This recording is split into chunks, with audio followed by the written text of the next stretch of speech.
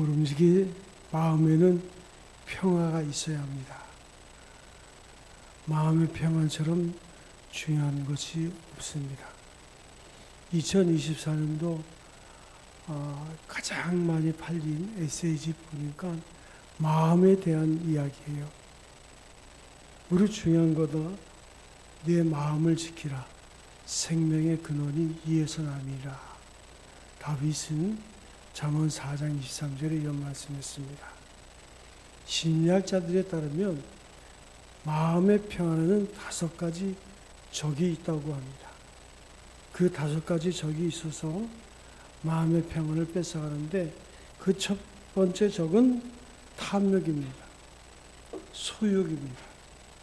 모든 것을 다 가져야 행복하다 그런 생각을 합니다. 가령 우리가 산에 올랐다 생각하면 멀리 내려다 보이는 나지막한 야산과 들판의 그 경치가 참으로 아름답습니다. 아름답구나 이렇게 느끼는 것으로 만족해야 되는데 우리는 뭐라고 생각하냐면 야, 저 들판이 내 것이었으면 내 것으로 만들어야지 하고 생각하는데 문제가 됩니다. 다 가질 수도 없지만 서로 가졌다고 해도 영영이 내 것이 되는 것이 아닙니다.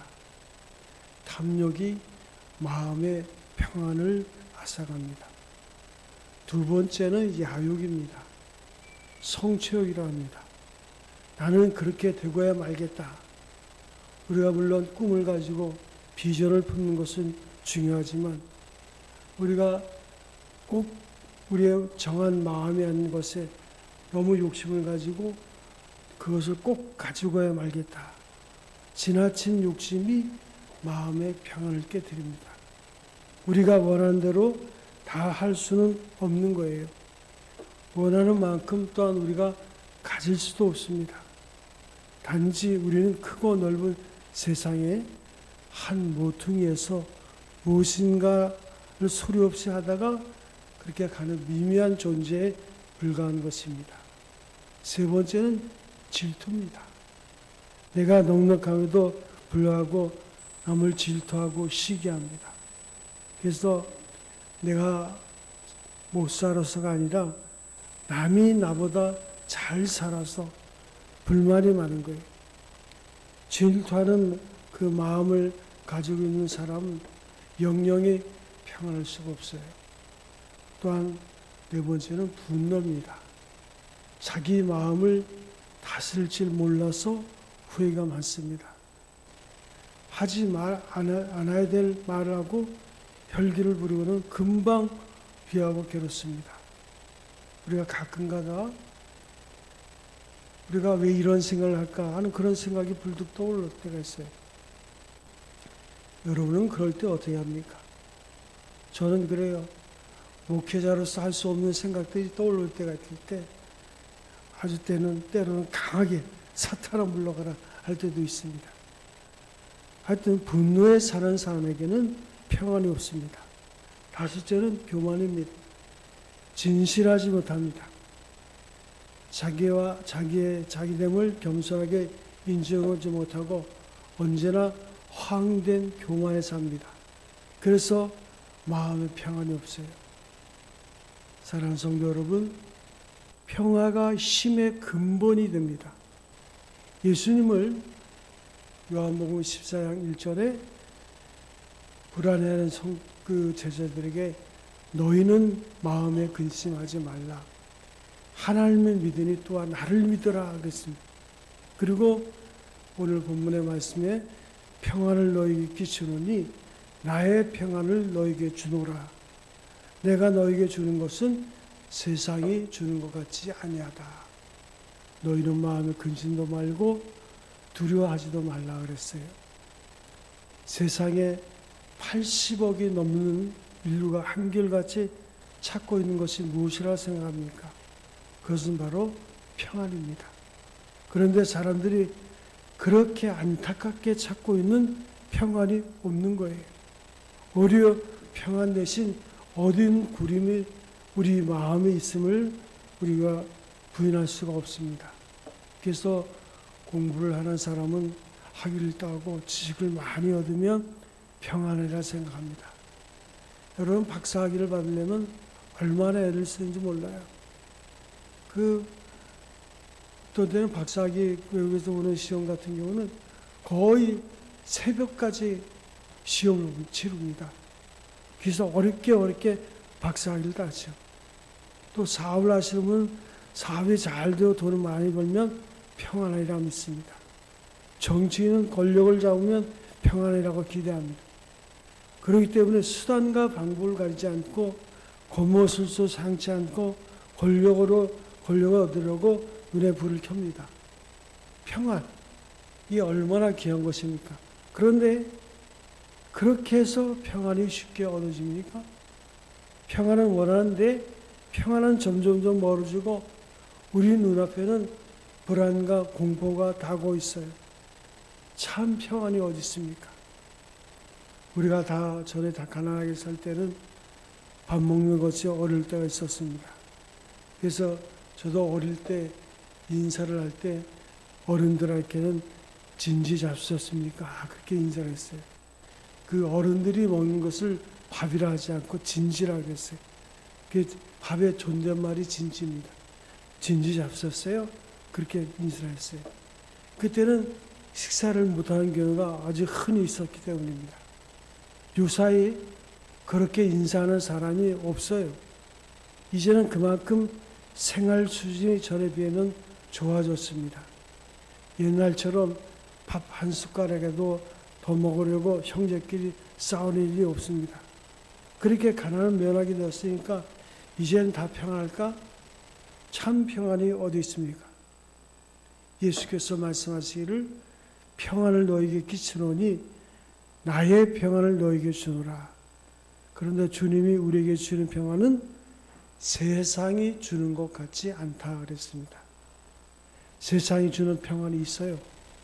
돈이 주는 평안이 있고 학문이 주는 평안이 있고 권력이 주는 평안이 있고 욕심이 주는 평안이 있습니다. 또 환경이 주는 평안이 있어요. 그런데 세상이 주는 평안은 영원한 평안이 아닙니다. 형편에 따라서 변하는 그런 평안이에요. 그러므로 참 평안이 아닙니다. 인류 역사상 사람의 힘이나 노력으로 평안을 누려본 적은 한 번도 없어요. 세계적인 신학자 칼바트가 한 번은 세계의 평화를 위해서 애쓰는 유엔에서 특별 강연을 하게 될 기회가 있었습니다. 강연을 경청하고 있는 유엔 대표들 중에서 여러분은 세계의 평화를 위해서 각 나라를 대표해서 이것에 모여서 연구하고 토의하고 그리고 교류합니다. 그런데 대단히 미안한 말씀입니다만 여러분이 아무리 연구하고 토의하고 교류한다고 해도 여러분을 통해서는 세계 평화가 절대로 오지 않습니다. 세계 평화는 예수님이 우리에게 오실 때 이루어질 것입니다. 그렇습니다. 아무리 사람이 노력한다고 해도 인간의 노력으로는 우리에게 평안이 오지 않아요. 왜 그럴까요? 무엇이 우리의 평안을 빼앗아갑니까? 근본적으로 우리는 우리의 죄 때문입니다. 사람에게 죄가 들어오니까 하나님과 사람 사이의 관계가 깨졌어요. 그 순간부터 인간의 불안과 공포가 찾아들기 시작합니다.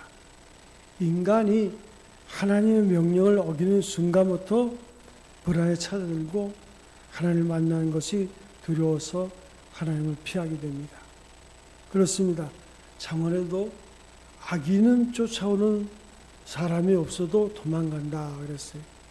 왜 도망갈까요? 두려워서 도망가는 거예요. 왜 두렵습니까? 죄의 값은 사망이기 때문에 하나님이 두렵습니다. 그래서 인류의 조상 아담과 하와는 하나님을 피해서 숨었습니다. 어디에 숨었습니까? 동산 나무 뒤에 숨었어요. 하나님 앞에서 동산 나무에 숨는 것이 숨는 겁니까?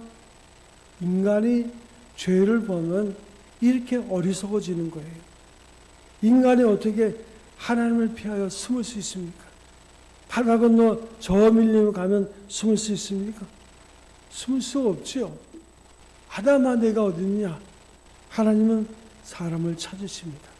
그러나 사람은 하나님의 음성을 외면하고 말할 수 없는 갈등과 가책 속에서 하나님께 저항하기 시작합니다. 죄는 이렇게 하나님과 사람 사이의 관계를 끊어버리는 거예요. 하나님과 사람 사이의 관계가 무엇일까요? 하나님은 창조주요, 사람은 피조물입니다.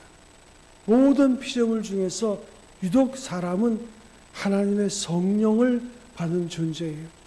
그러므로 사람은 창조주신 하나님과 바른 관계를 맺어서 하나님의 형상을 찾기 전에는 평안도 만족도 있을 수가 없습니다. 짐승들은 주위 환경 때문에 평안할 수 있고 물질적인 것이 만족을 줄 수 있습니다. 그러나 하나님의 영을 수여받은 사람은 물질적인 것이나 주위 환경 때문에 결코 평안을 누릴 수 없습니다. 그러므로 사람은 물질적인 풍성이 절대로 평안을 보장하지 못합니다. 오히려 그 반대일 수도 있어요. 우리 주변에 세상적으로 부족함이 없어서 보이는 그 같은 사람이 평안을 잃어버리고 밤에 수면제를 복용하지 않으면 잠을 이루지 못하는 사람이 얼마나 많은 것을 우리가 알잖아요. 왜 그렇습니까? 우리 인간은 심령을 가진 존재이기 때문입니다. 참 평안이 어디 있습니까? 주위 환경에 있는 것이 아닙니다. 물질에 있는 것이 아닙니다. 참 평안은 우리 마음에 있는 것입니다. 하나님과 바른 관계를 맺어야 돼요. 아담아 내가 어디 있느냐? 범죄한 인간을 하나님이 찾으십니다. 하나님은 아담이 어디 있는지 몰라서 찾으신 것이 아니라 그들의 심령이 하나님께 돌아오기를 바라서 사람을 부르신 거예요. 아담아 내가 어디 있느냐? 안타까이 부르시는 하나님의 부르심에 내가 동산에서 하나님의 음성을 듣고 내가 벗었으므로 두려워하여 숨었나이다. 그들이 벗은 것을 알고 무화과 나무 잎을 엮어서 치마를 했어요. 여러분 생각해 보세요. 무화과 나무 잎으로 만든 그 치마가 몇이나 하겠습니까? 조금 있으면 말라버리고 많은 치마. 인간의 방법으로 우리의 지은 죄를 가리울 수가 있습니까? 수치밖에 드러난 것이 없고 두려워서 숨으려고 애쓰는 것밖에 없어요. 하나님은 아담과 그 아내를 위해서 가죽 옷을 지어 입히셨어요. 여기에 깊은 신학적인 의미가 있지요. 인간이 범한 죄를 스스로 가리울 수가 없어요. 가리운다고 해도 무화과 나무 잎으로 엮은 치마에 불과합니다. 인간의 죄를 가리워주고 용서하실 분은 하나님밖에 안 계신 거예요. 그래서 하나님은 범죄한 아담과 하에게 가죽옷을 해 입히셨어요. 가죽옷은 어떻게 만듭니까? 짐승을 잡아야 되고 짐승을 잡으면 무엇이 흐릅니까? 피가 흘러요.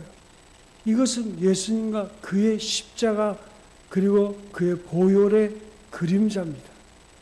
죄범한 인간이 하나님 앞에 서려면 가죽옷을 입어야 합니다. 세례요한은 예수님을 소개할 때 보라 세상 죄를 지고 가는 하나님의 어린 양이로다. 어린 양이 무슨 죄가 있습니까? 그러나 그 양이 속죄 양이 되어서 우리의 모든 죄의 짐을 대신 지시고 희생이 되신 것입니다. 그러면 우리가 아무리 무섭고 아무리 더럽고 아무리 큰 죄를 범했어도 예수 그리스도의 이름을 의지하고 하나님께 나아가서 우리의 죄를 자백하면 모든 죄를 사해 주십니다.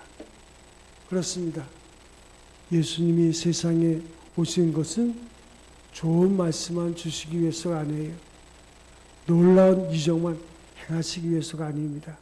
아름다운 생활의 본을 보여주시기 위해서 오신 것이 아닙니다.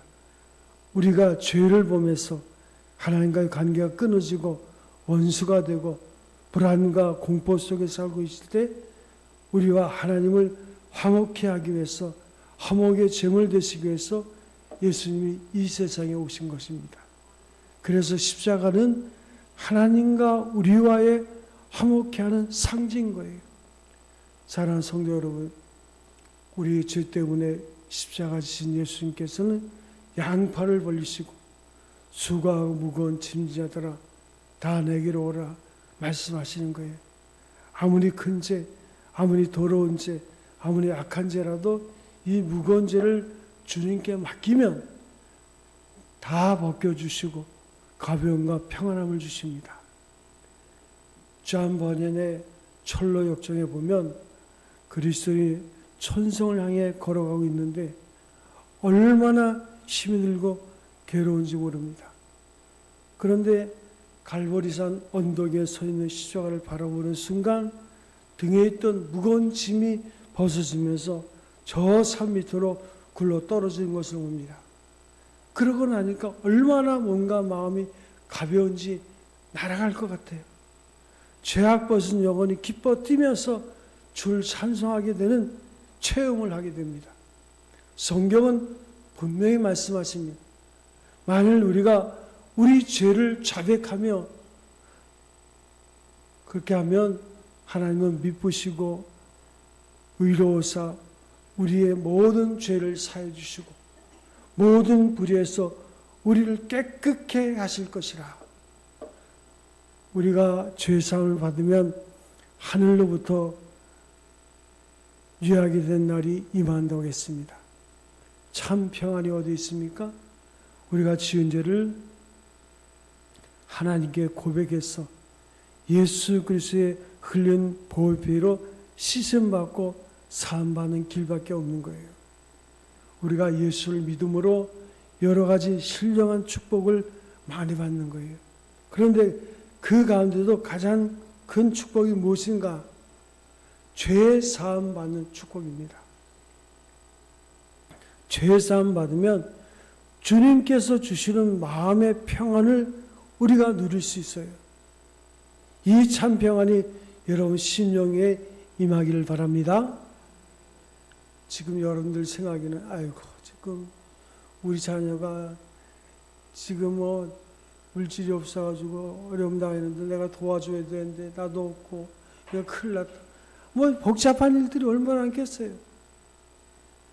여러분들이 하나님의 자녀님은 왜 이런 고난들이 있을까요?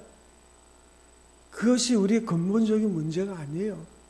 우리의 근본적인 문제는 하나님과의 관계 속에서 우리가 온전한 삶을 사는 거예요. 그래서 근본적인 하나님과의 관계가 회복이 되면 모든 것은 다 따라오는 거예요. 하나님은 우리의 근본적인 모든 죄를 용서해 주기 위해서 그 아들 예수 그리스도를 십자가에 못 박게 하심으로 회개만 하면 누구든지 죄사함 받고 길을 열어놓으셨어요. 그러면 회개가 무엇일까요? 성경 이사야 55장 7절에 이렇게 말씀하십니다. 악인은 그 길을, 불의한 자는 그 생각을 버리고 여호와께로 돌아오라 하세요. 그러면 긍휼히 여기시라. 우리 하나님께로 돌아오라. 지금까지 잘못된 생각과 생활을 버리고 하나님께 나오는 것이 회개입니다. 이것이 죄사함 받는 유일의 길이에요. 이 일 밖에는 다른 길이 없어요. 저희 어머니가 가끔 그런 얘기합니다. 야, 나는 죄를 범한 것도 없는데 왜 이렇게 어려운 일을 당하느냐. 제 여동생이 사고를 당하고 막 또 조카가 사고를 당하니까 내가 하나 앞에 죄 지은 게 없는데 왜 이렇게 어려움을 당할까. 그런 말인데 우리는 인생에 믿는 사람으로서 이해되지 못할 일들을 만나는 거예요. 그게 우리의 인생입니다. 그러나 우리가 죄사함 받고 구원의 은혜를 받은 확신이 있다면 절대로 그런 일로 인해서 우리의 마음을 빼앗기지 않아요. 더 하나님 앞에 가까이 나가는 계기가 되고 고난 중에 더 큰 축복을 허락하시는 하나님의 은혜를 누릴 줄로 믿습니다. 교회 역사를 보면 종종 다른 생각이 들어와서 이 진리를 흐리게 하는 경우가 있었어요. 어떤 이는 좋은 일을 해야지만 죄사함을 받았다고 주장하는 사람도 있었습니다. 물론 우리가 도덕적인 생활을 해야 됩니다. 그러나 도덕적으로 산다고 그것만으로 죄사함을 받을 수는 없어요. 어떤 때는 예수님이 나시고 자라신 성지를 순례하는 사람은 죄를 사해 준 때도 있었습니다. 혹은 예배당을 짓는데 돈을 많이 낸 사람이 죄를 사해 주는 그런 풍속도 있었어요.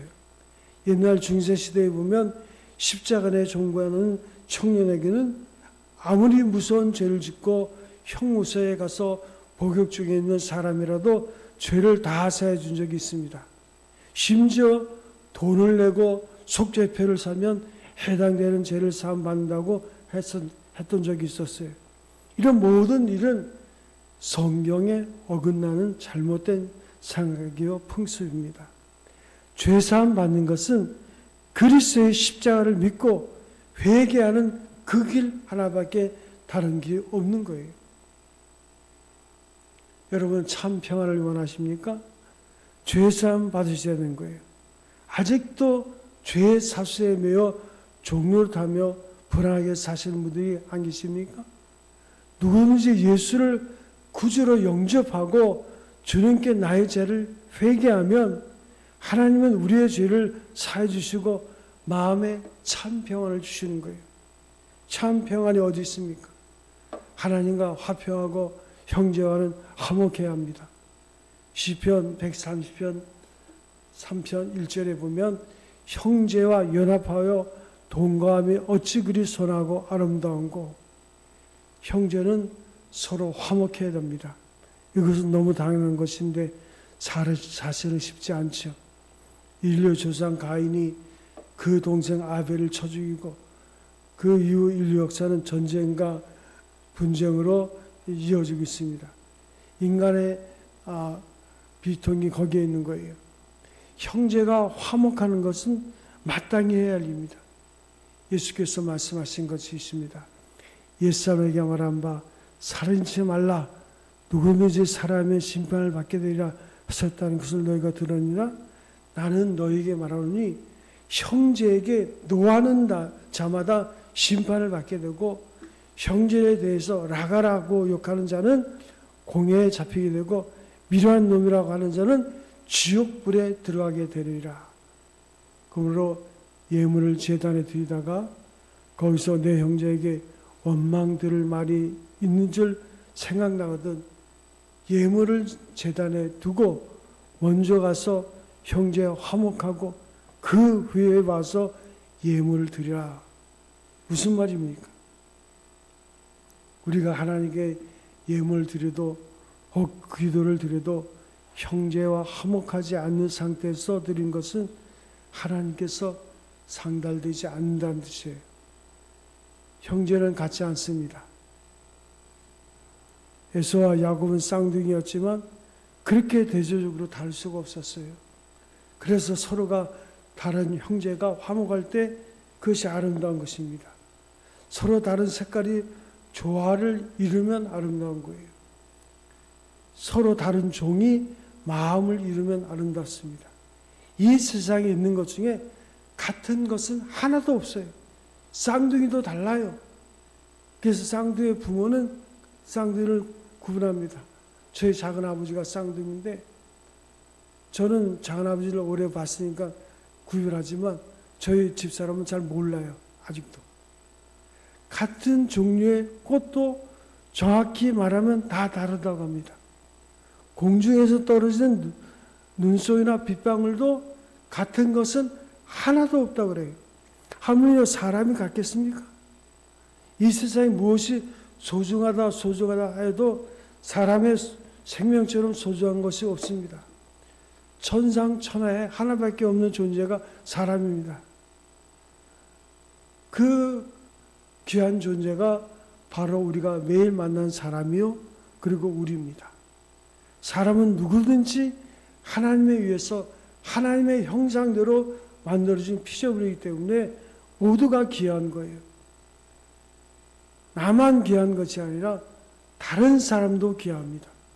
이걸 인정해야 돼요. 이번에 MBC에서 그 기상캐스터가 그 산에 갑질을 당해서 자살을 했어요. 참 얼마나 그 부모는 안타깝겠어요. 그 미스 춘향대에 나가서 1등하고 그 다음에 또 그 아이돌 그룹에서 연습생 하다가 결국은 기상캐스터 했는데 그렇게 갑질하는 사람이 있었더라고요. 서로의 다름을 인정하지 못하고 조금 튄다 그러면 질투하고, 사람에게는 다 개성이 있습니다. 저마다 얼굴빛이 다르고 목소리가 다르고 몸매가 다르고 동작과 표정이 다릅니다. 이것은 신체적인 개성이에요. 사람은 저마다 생각하는 것이 다르고 느끼는 것이 다릅니다. 그래서 생각마다 생각이나 느낌을 표현하는 방식이 다르고 느끼는 것이 다릅니다. 그래서 생각이나 느낌을 표현하는 방식이 다르고 인생관이 다르고 그리고 천분과 재능이 다 다르고, 이게 상식적인 개성입니다. 베토벤의 음악이 다르고 모차르트의 음악이 다릅니다. 고흐의 그림과 피카소의 그림이 달라요. 그것은 그들의 예술적 개성이 다르기 때문입니다. 소크라테스의 철학과 스피노자의 철학이 다르고 칸트의 철학과 사르트르의 철학이 다릅니다. 그것은 학문적인 개성이 다르기 때문에 성경을 열어보면 바울의 신앙과 베드로의 신앙은 완전히 천지 차이입니다. 아주 달라요. 요한의 신앙과 야고보의 신앙이 달라요. 아주 성격이 서로 다양합니다. 그것은 신앙의 개성이 다르기 때문입니다. 우리 인간의 깊은 의미는 개성이 있어요. 저마다 자기의 뛰어난 개성을 마음껏 표현하고 발휘하는데 인생이 사는 보람이 있고 깊은 맛이 있습니다. 개인은 개인으로서 개성이 있어야 되고, 단체는 단체로서의 개성이 있어야 되고, 민족은 민족으로서의 개성이 있어야 됩니다. 진정한 멋은 개성이 있어요. 뛰어난 개성일수록 뛰어난 맛이 있습니다.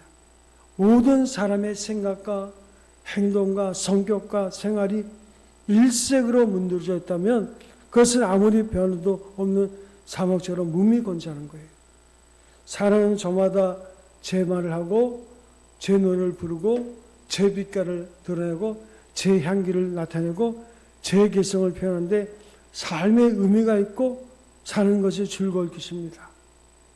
인간은 저마다 저답게 살아야 됩니다. 자유사회는 다양성의 사회입니다. 민주사회는 개성의 사회예요. 그래서 자유사회에서 사는 기쁨이 있고 민주사회에서 사는 의미가 있는 거예요. 모든 사람이 하나의 구호, 하나의 의지, 하나의 사상, 하나의 세계관, 하나의 행동 방식, 하나의 가치관으로서 통제되어서 개성의 자유가 전혀 없는 획일주의 사회, 그것이 공산주의 사회입니다.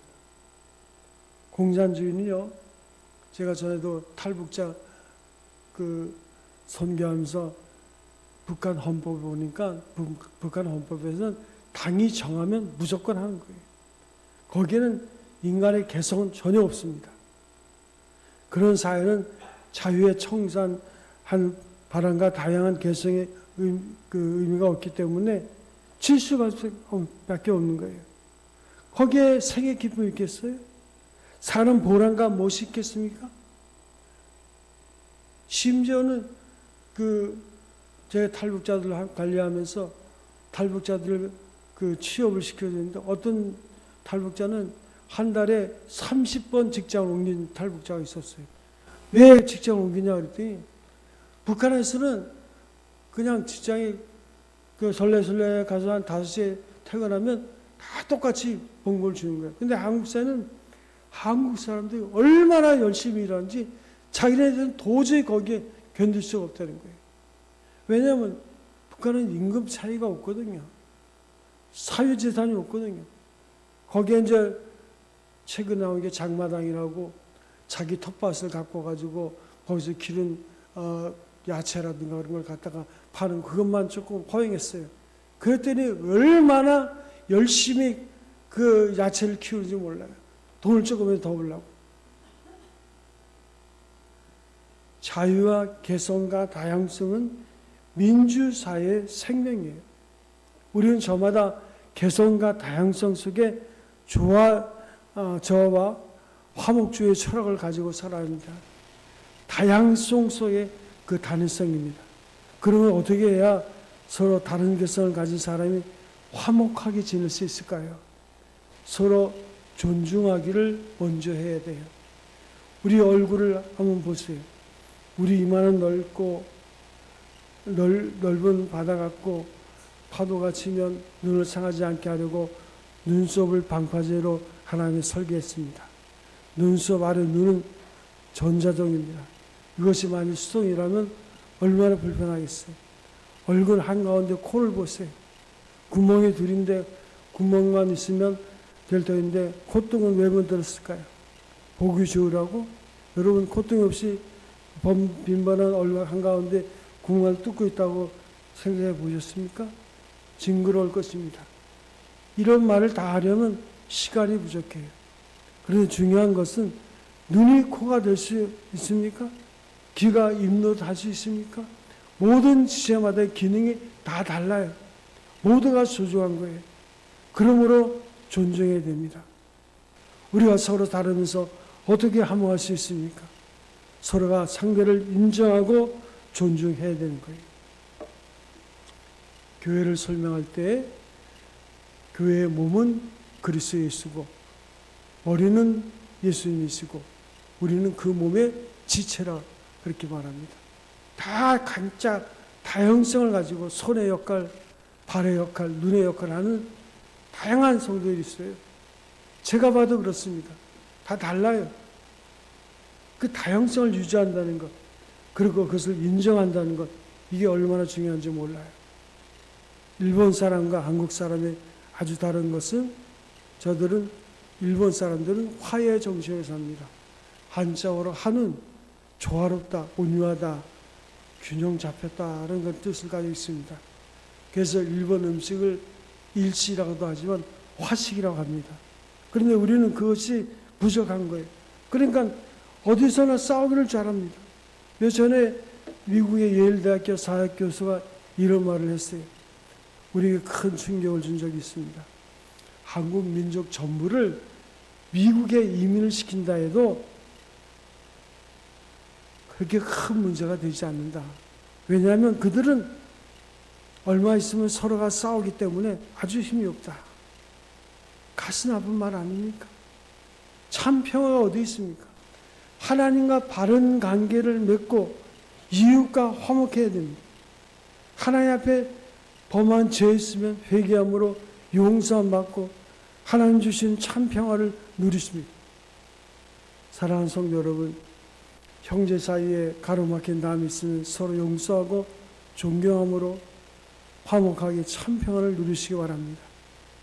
이 놀라운 그리스도의 평안, 변하지 않는 평안, 빼앗기지 않는 평안이 우리의 마음과 삶 속에 충만하기를 주님의 이름으로 축원드립니다. 하나님께서 2025년도 한 해도 하나님과의 관계 속에서 평안과 그 평안이 우리 이웃간의 관계 속에서도 이루어지는 평안으로 믿음 안에 승리하는 한 해가 되시기를 주님의 이름으로 축원드립니다. 기도하겠습니다.